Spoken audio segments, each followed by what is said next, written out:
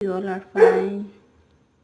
म पनि हजुरहरूको मायाले सन्चै छु है। र आज चाहिँ मैले हजुरहरूको लागि यो सापराको पत्ताको पकौडी बनाएर लिएर आएको छु। र हेर्नुहोस् त कस्तो बन्दै रहेछ है। तपाईहरु पनि जान्नुहुन्न भने चाहिँ यसरी बनाउनुहोस्। मलाई पनि मेरो आमाले सिकाउनु भएको पकौडी बन्छ भन्ने चाहिँ थाहा थियो है, तर कसरी बनाइन्छ त्यो चाहिँ थाहा थिएन। र मम्मीलाई मैले सोधेर चाहिँ मम्मीले यसरी गर्नुपर्छ भनेर भन्नुभयो। त्यही भएर चाहिँ मैले चाहिँ यो पकौडी बनाएको छु। र मैले आमालाई पनि यो बनाएर पठाइदिएँ, त आमाले पनि एकदम पर्फेक्ट बनेछ भनेर भन्नुभयो है। र धेरै खुसी लाग्यो। अब अहिले चाहिँ रेनीको सिजन छ नि त, मान्छेहरूलाई अब बेलुका बेलुका भएपछि 4-5 बजेपछि के खानु हुन्छ है चियाकोसँग।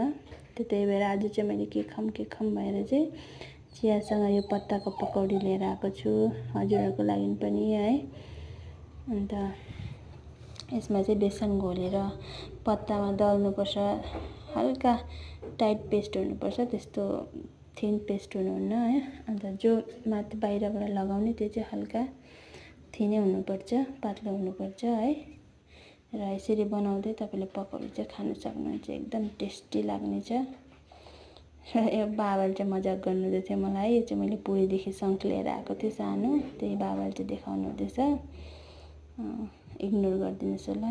तपाईहरु चाहिँ यो पकौडी हेर्नुहोस् के कस्तो लाग्यो मलाई भनिदिनुहोस् है। र अब चिया बनाएर मजाले पानीको मजा लिँदै बाहिर बसेर खाने हो।